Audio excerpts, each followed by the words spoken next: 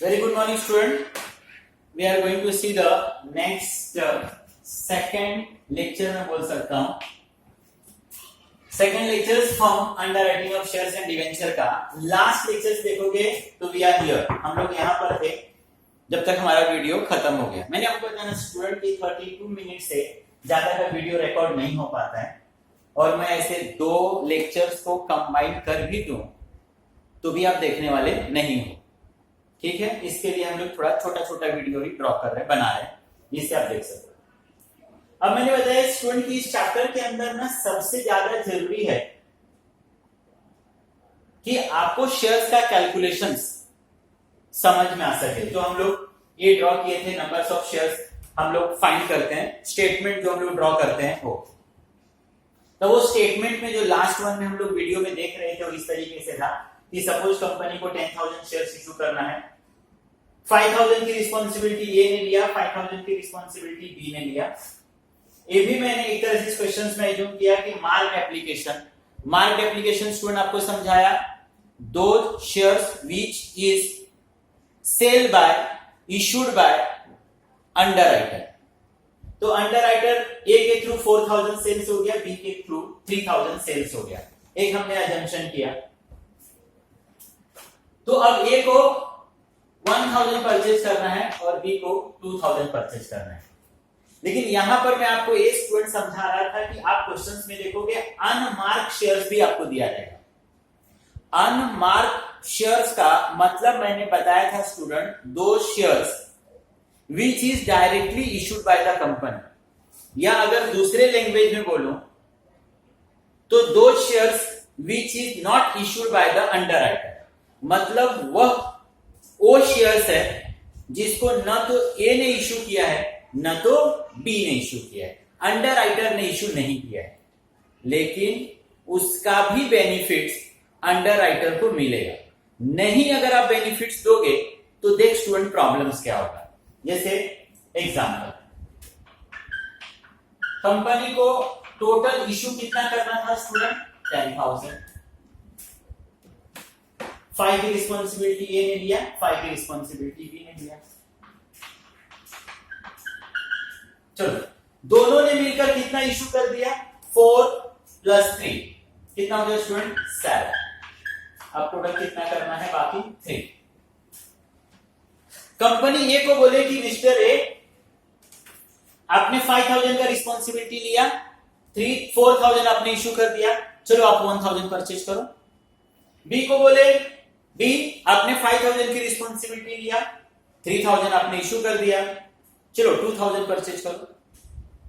ए और बी बोलेंगे yes sir, हमने प्रॉमिस किया था, हमने तो आपको लिख कर दिया हुआ राइटिंग में है, तो नो इशू, 3,000 में हम दोनों परचेज करेंगे। अगर कंपनी 3,000 फिर से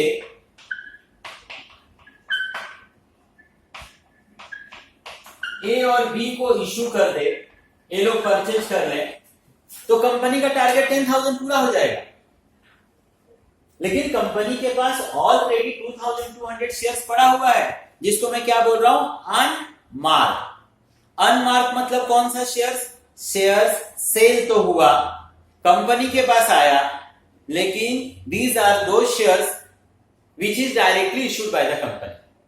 बहुत सारी पब्लिक ऐसी थी जो न तो ए के पास गई न तो बी के पास गई, उनको सोर्सेस से समझ में आया कि so and so company are going to issue the shares, ये लोग शेयर्स इशू कर रहे हैं, उन्होंने डायरेक्टली जाके कंपनी से शेयर्स क्या कर लिया है, परचेज कर लिया।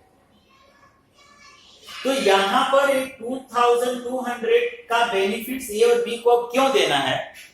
जैसे मैंने बताया कि 10,000 इशू करना था, 7,000 इशू हो गया, कंडीशन के हिसाब से कंपनी बोले कि चलो ए और बी आप 3,000 परचेज करो, ए 3,000 परचेज करें, 10,000 का टारगेट पूरा हो गया, लेकिन कंपनी के पास 2,200 शेयर्स तो पहले से पड़ा हुआ है।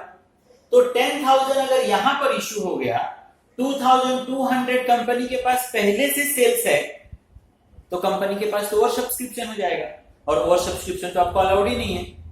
अगर ये हो कि चलो अनमार्क नहीं है, कंपनी के थ्रू एक भी शेयर्स नहीं बिका, देन इट्स ओके, ये 1,000 परचेज करेगा, ये 2,000 परचेज करेगा। लेकिन यहां पर कंपनी के थ्रू भी 2,200 शेयर्स पहले बिका है, सेल्स हुआ है, तो वो शेयर्स भी कंसीडर होगा और उसका बेनिफिट वंस अगेंस्ट किसको मिलेगा, ए और बी को। इवन उसके ऊपर कमीशन उनके थ्रू नहीं सेल्स हुआ है, फिर भी इनको कमीशन 10,000 के ऊपर ही मिलेगा, 5,000 प्लस 5,000।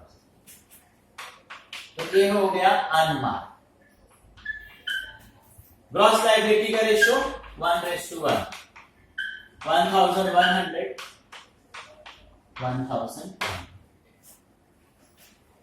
1,000 शेयर्स इशू करना था, 1,100 शेयर्स इशू और हो गया इसके थ्रू, मतलब इसके थ्रू हुआ नहीं है बट बेनिफिट इसको मिला, मतलब इसके थ्रू 100 और एक्सेस हो गया। इसको और कितना परचेज करना पड़ेगा, 900। अब वंस अगेन स्टूडेंट वही प्रॉब्लम्स होता है, कंपनी बोले कि हाँ मिस्टर ए आपने तो चलो अपनी रिस्पॉन्सिबिलिटी पूरा कर दिया, आपने तो 100 ज्यादा सेल कर दिया, वो बी को बुला के बोले कि चलो मिस्टर बी आप 900 शेयर्स परचेज करो, और अगर बी 900 शेयर्स परचेज करे तो वंस अगेंस्ट 100 शेयर्स क्या हो जाएगा, ओवर सब्सक्रिप्शन। तो अगर किसी अंडरराइटर किसी एजेंट के थ्रू ज्यादा शेयर्स बिका है तो उसका भी बेनिफिट किसको मिलेगा, वह सारे शेयर होल्डर, सॉरी वह सारे अंडरराइटर जिन्होंने अभी तक अपना कंप्लीट टारगेट पूरा नहीं किया है। तो ये 100 शेयर्स का बेनिफिट भी किसको मिल जाएगा, B. Excess of 100 shares adjusted, B. B के साथ क्या हो जाएगा, एडजस्ट हो जाएगा।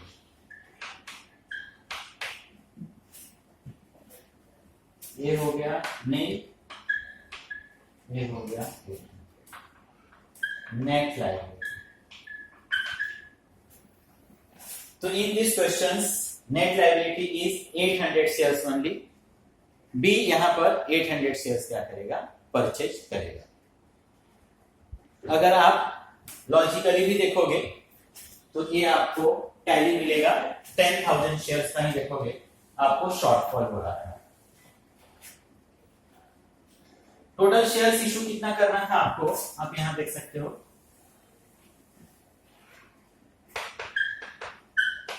टोटल इशू कितना करना था, 10,000। ए और बी के थ्रू कितना इशू हो गया,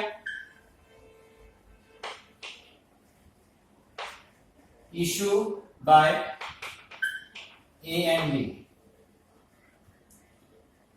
4 + 3, 7,000 इशू हो गया। कितना बाकी था, 3,000।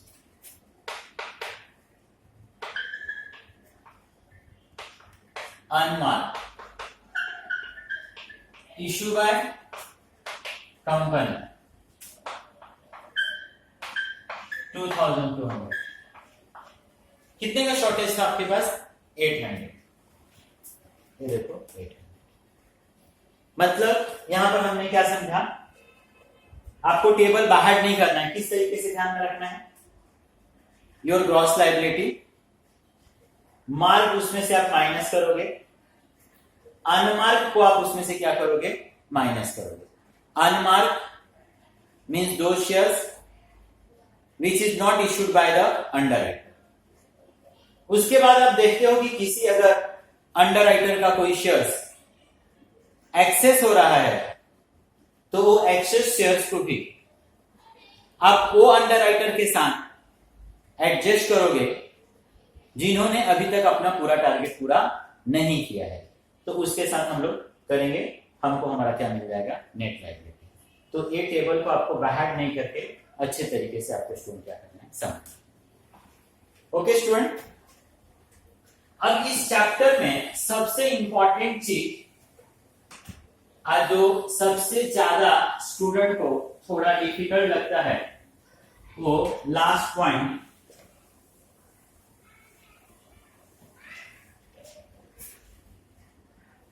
Firm underwriting. फर्म अंडरराइटिंग ये same chapter student higher level study में भी है, सीए में भी अगर जाओगे तो सेम चैप्टर्स, एमकॉम में भी जाओगे तो सेम चैप्टर्स, सीए में भी सेम चैप्टर्स है, तो वहां पर क्वेश्चंस का लेवल थोड़ा सा बड़ा होता है। टीवाई बीकॉम में भी चैप्टर सेम है, क्वेश्चंस का लेवल उनके कंपेयर में थोड़ा सा कम होगा। लेकिन अब किसी भी लेवल में जाके इस चैप्टर को करो, स्टूडेंट के लिए ना यही डिफिकल्ट होता है, क्योंकि इसके अंदर का मैं जर्नल एंट्री जो बताया ना स्टूडेंट, नंबर्स ऑफ टाइम मैंने रिपीट किया। इस सेशन के बाद हम जर्नल एंट्री देखेंगे। जर्नल एंट्री काफी नॉमिनल है, जर्नल एंट्री से ऑलरेडी आप फैमिलियर हो, आपको जर्नल एंट्री में प्रॉब्लम्स नहीं होगा। ए फर्म अंडर राइटिंग के अंदर ही आपको थोड़ा सा समझना है। अब फर्म अंडर राइटिंग को इस तरीके से आप समझो स्टूडेंट। सबसे पहले तो बता दूं कि फर्म अंडर राइटिंग होता क्या है। तो फर्म अंडर राइटिंग स्टूडेंट एक डेफिनेट कमिटमेंट है बाय द अंडर राइटर कि दे परचेज द शेयर्स, कि वो लोग शेयर्स, उतना जो स्पेसिफिक शेयर्स उन्होंने प्रॉमिस किया वो शेयर्स वो लोग क्या करेंगे, परचेज करेंगे। तो अपने बुक्स में उसके लिए लिख कर दिया है, it is definite commitment to be taken of specific number of shares irrespective of numbers of shares prescribed by the public। मतलब उन्होंने, अंडर राइटर ने कंफर्म किया है, अंडर राइटर ने प्रॉमिस किया है कि पब्लिक को जो शेयर्स खरीदना है वो तो पब्लिक शेयर्स खरीदेगा, लेकिन वो पब्लिक के खरीदने के बाद भी जो उन्होंने प्रॉमिस किया है as a firm underwriter, वो अंडर राइटर उतना शेयर्स क्या करेगा, परचेज करेगा। मतलब ये अंडर राइटर के द्वारा दिया हुआ एक कंफर्मेशन है कि certain numbers of shares they will purchase from the company, क्यों कंपनी से परचेज करेंगे। In such a case the net liability should be determined without taking into accounts of number of shares taken up in firm underwriter to find the total liability of the underwriter, this form underwriting should be added। अब हम लोग net liability find करने के लिए ये जो firm underwriting है या फर्म अंडरराइटिंग है उसको हम लोग पहले माइनस करते हैं, and once against total liability find करने के लिए ये हम फर्म अंडरराइटिंग को प्लस करते हैं। मतलब आप ऑलवेज देखोगे ना तो फर्म अंडर राइटिंग एक बार माइनस होगा और फिर एक बार प्लस होगा। माइनस हम कर रहे हैं नेट लायबिलिटी फाइंड करने के लिए और हम प्लस कर रहे हैं टोटल लायबिलिटी, उसका हम क्या करने के लिए, फाइंड करने के लिए। जो फर्म अंडर राइटिंग है वो एक तरह से मार्क एप्लीकेशन की तरह होता है। मार्क एप्लीकेशन का बार बार आपको मतलब समझाया, दो shares which is issued by the under writer. तो यहां पर तो अंडर राइटर फर्स्ट डे से ही कंफर्म है कि मैं इस शेयर्स को परचेज करूंगा, तो ये उसके लिए क्या हो जाता है, मार्क एप्लीकेशन की तरह। लेकिन अब क्वेश्चन के कंडीशन पे डिपेंड करता है कि कभी वो मार्क के अंदर, मार्क एप्लीकेशन में प्लस होता है, पहले से ऐड होता है, और कभी कभी वो क्वेश्चन के सिचुएशन पे डिपेंड करता है कि वो मार्क एप्लीकेशन की तरह तो है, वो मार्क एप्लीकेशन ही है, लेकिन मार्क एप्लीकेशन के अंदर, शेयर्स के अंदर वो प्लस नहीं होता है। यही स्टूडेंट को क्या करना है, समझना है। ये सारे एक्सप्लेनेशन के बाद मैं एक लास्ट में काफी शॉर्टकट बताऊंगा जिससे at least TY BCom, TY BAF के स्टूडेंट को या जिस लेवल के स्टूडेंट को अभी हम लोग कर रहे हैं क्वेश्चंस, वहां पर आपको बिल्कुल प्रॉब्लम्स नहीं होगा। लेकिन वो शॉर्टकट बताने से पहले थोड़ा सा हम लोग इसको डिटेल्स देखते हैं और लास्ट में फिर मैं आपको एक शॉर्टकट बताऊंगा जिससे आप ये डिसाइड कर सकते हो कि कब उसको इंडिविजुअली माइनस करना है। मैंने बार बार क्या बताया, फर्म अंडर राइटिंग ऑलवेज आपको एक बार माइनस करना है और फर्म अंडर राइटिंग फिर से आपको क्या करना है, प्लस।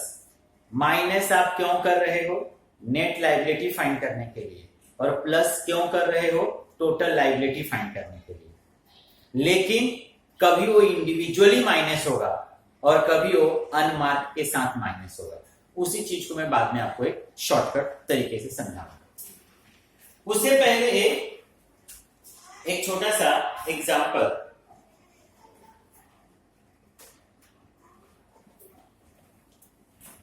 कभी कभी ये कंडीशनल और अनकंडीशनल भी होता है। कंडीशनल अनकंडीशनल तो आपके लिए बहुत कम आएगा,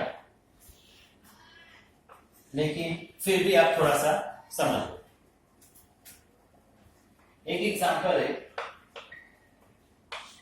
छोटा सा एक लव स्टोरी है।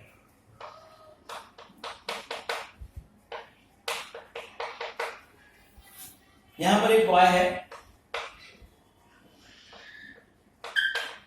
एक गर्ल्स है, और एक गर्ल्स के ही ना पप्पा। ये जो बॉय है ना स्टूडेंट, वो सीए फाइनल कर रहा है।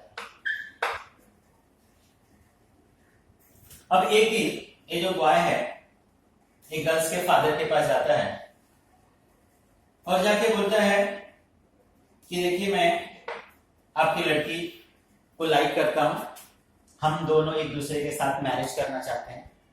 पापा बोलता है कि आई नो, मैं जानता हूं, मेरी लड़की भी आपसे मैरिज करना चाहती है, लेकिन सिर्फ मेरा एक छोटा सा कंडीशन है।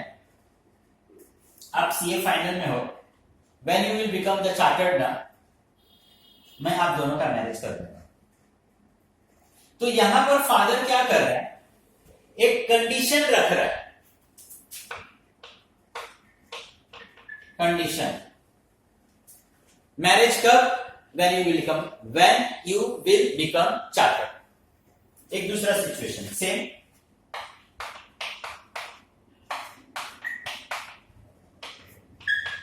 बॉय गर्ल्स, गर्ल्स का पापा। स्टूडेंट बीकॉम कर रहा है, लास्ट ईयर में है, लास्ट 2 ईयर से फेल हो रहा है। And here also same situation, both like each other. Boys आता है गर्ल्स के पापा के पास और जाके सेम स्टोरी सुनाता है। पापा बोलते हैं आप क्या करते हो, मैं लास्ट ईयर में हूं, लास्ट 2 ईयर से फेल हो रहा हूं, लेकिन सर आप यहां पर अपने घर से बेटी से मेरी शादी कर दो, मैं कंफर्म टीवाई पास हो जाऊंगा। अब यहां पर पापा बिना सोचे समझे कोई कंडीशन नहीं रखता है कि when you will become graduate at that time we allow for the marriage. तो यहां पर बोलते हैं हाँ हाँ ठीक है, कोई इश्यू नहीं। तो ये जो हो रहा है ना, ये अनकंडीशनल है। ये क्या है, unconditional. Firm under writing, firm का अगर मतलब ही देखोगे ना स्टूडेंट, फर्म का मतलब होता है दृढ़, कंफर्म। तो firm under writing, rarest air आपको क्वेश्चन में कंडीशनल और अनकंडीशनल मिलेगा। अगर कंडीशन दिया है तो कंडीशनल का मतलब होता है कि when public will not by eight that time my self will buy. अगर पब्लिक नहीं खरीदेगा तब मैं खरीदूंगा। और सिर्फ फर्म अंडर राइटिंग लिखा है, विदाउट कोई कंडीशन लिखा है, इसका ये मतलब है कि अंडर राइटर वो शेयर्स परचेज करेगा ही करेगा। मतलब उसके अंदर कोई कंडीशन नहीं दिया है। यहां पर क्या है, कंडीशन है। तो जैसे मैंने बताया कि same chapters will see in the higher level also, तो वहां पर ये सारी चीजें आपको देखने के लिए मिलेगा। बीकॉम लेवल में रेयरेस्ट एयर या शायद किसी क्वेश्चन में न रहे, लेकिन फिर भी अगर हो किसी क्वेश्चन में तो वो चीज मैंने आपको यहां पर क्या किया, एक्सप्लेन कर। अब अगर पूरे चैप्टर्स को या उस टेबल को हम लोग देखें, जो स्टेटमेंट हमको ड्रॉ करना है, तो स्टेटमेंट्स आप देखोगे like this, types of shares application.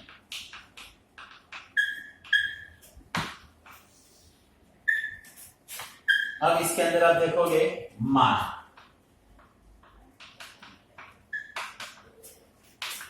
आप देखोगे अनुमान, एंड थर्ड वन देखोगे आप फर। मार्क का मतलब होता है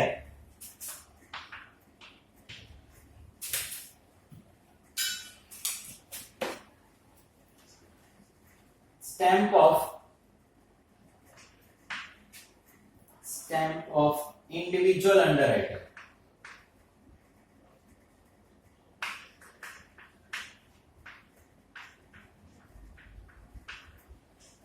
इंडिविजुअल अंडरराइटर मार्क एप्लीकेशन, जो अंडरराइटर के थ्रू भी का अंडरराइटर ने उसके ऊपर अपना क्या लगा दिया, स्टैम्प लगा दिया।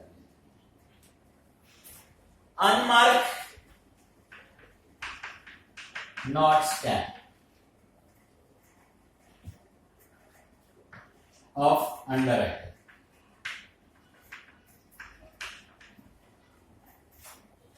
उस पर किसी का स्टैम्प नहीं है, शॉर्टकट बोल सकता हूं, issued by company. And last one is the student firm underwriter. अब फर्म अंडरराइटर में कहीं कहीं लिखकर दिया रहेगा credited to individual underwriter, credited to individual.